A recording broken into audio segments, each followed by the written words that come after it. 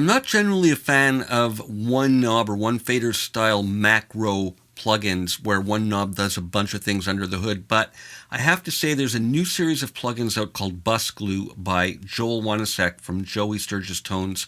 That is the exception to the rule. This is a fantastic set of plugins designed to be put on buses that really hit the sweet spot in terms of adding some extra polish. And I want to show you them one at a time. Now, for those of you who might not recognize the name Joel Wanasek or Joey Sturgis, they're the ones associated with DrumForge, which is a fantastic drum sampler plugin.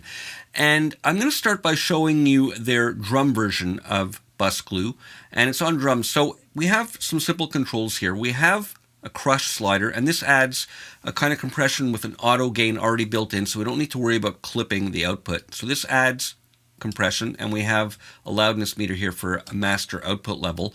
And then all of the individual Bus Glue plugins have one or two extra controls at the bottom. And here we have a choice between two modes, standard and pumpin'. And standard is based on the well-known Pi compressors made famous by Eddie Kramer, and they're renowned for their Bus Glue type of properties. And the pumpin' is more of a standard VCA style. So let's put this to work.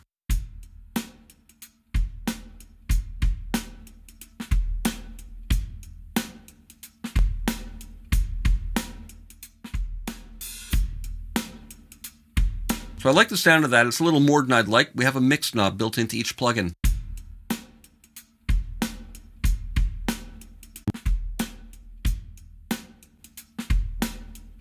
Good, let's go with that. Now we have a bass version as well, and in this case I'm only using one bass, so it's on the actual bass track itself, and it's a trillion bass, so it's sampled.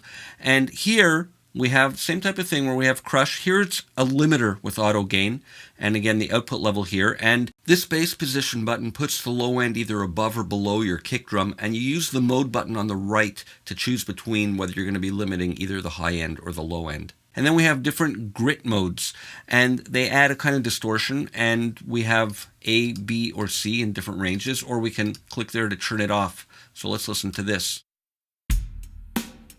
Let's solo this with the drums.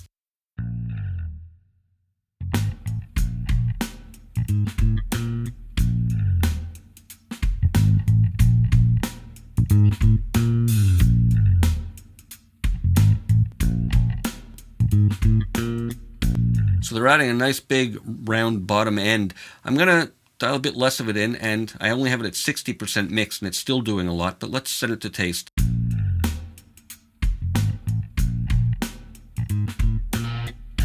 So you can hear the distortion it's adding. I'm going to leave it there. It's the most subtle.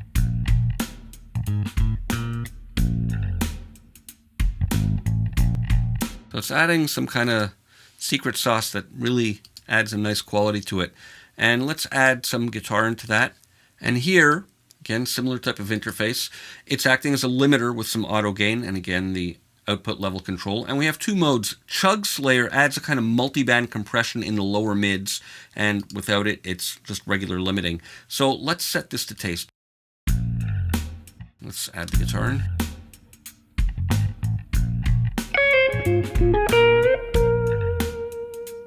Leave it all the way up.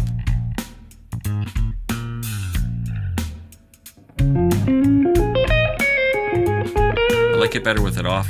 And I want to go subtle with this.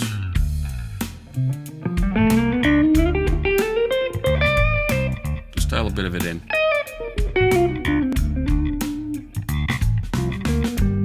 So it's really adding some extra glue, for lack of a better word. And there's also a keys bus one that we can add in here, and I've got it on my Rhodes here, and this is from Spectrasonics Keyscape. And here it's a limiter again with auto gain, and we have a push control here, and it adds a kind of parallel saturation, and it'll also slightly widen the image of the keys. And this I find really adds a dramatic effect, particularly to the reverb in here.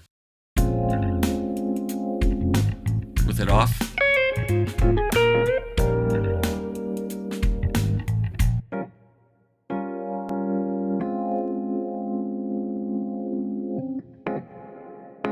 So it really affects the reverb.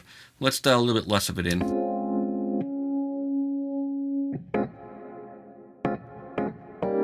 That's plenty for my taste.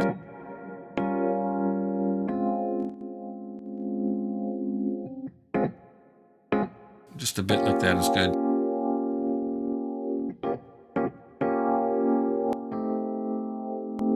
Just a subtle amount to add something extra. And finally, there's a mix bus version of this. And here it's compression with auto gain. The no small time mode is modeled after Joel's custom mastering chain that includes console saturation, harmonics on the bass, mid-side EQ, and other secret ingredients. And there's 3 transformer modes. We have steel, where it adds saturation and a bump at 50 hertz. We have iron with a little bit less saturation and it adds a bump at 100 hertz. Or nickel, which adds the bump up high at around 10K. So I've got this set where I like, but let's play with it a little bit. I'm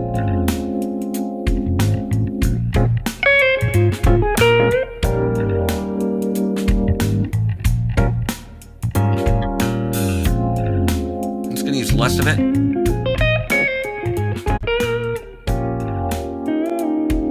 So just a bit in parallel mode is great. And now for the final test, let's bypass all of these on and off. I have them all in the same slot. So here is the mix with all these off, and then I'll put them on.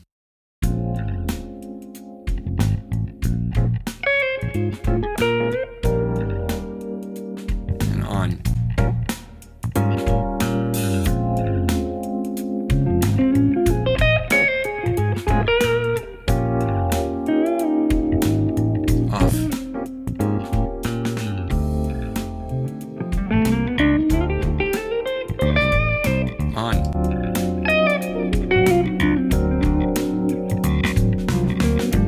So that's Bus Glue from Joel Onesek and Joey Sturgis, and I really think it's worth checking out. And there is a vocal bus version of it as well, although I don't have vocals here to try out. But I really like it. It's great on heavier arrangements, but you can see here on a less heavy, less dense arrangement like this, it works great when used subtly in parallel mode, and I really think it adds some nice, tasteful, unique spice to things.